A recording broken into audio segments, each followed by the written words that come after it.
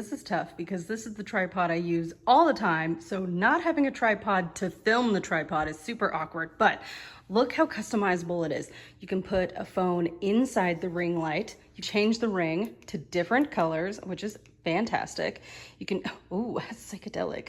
I wouldn't recommend that for a video. You can also change the warmth tone or the coolness of the light to get a little more gold tones, a little more white tones. You can also put another phone here, maybe an iPad, an actual camera.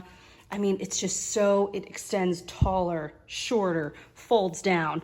This guy moves, these all thing moves. Now, the only thing is, this guy is a USB port. So instead of a plug into the wall, you need to have a cube or some kind of USB port situation. Other than that, it's kind of perfect.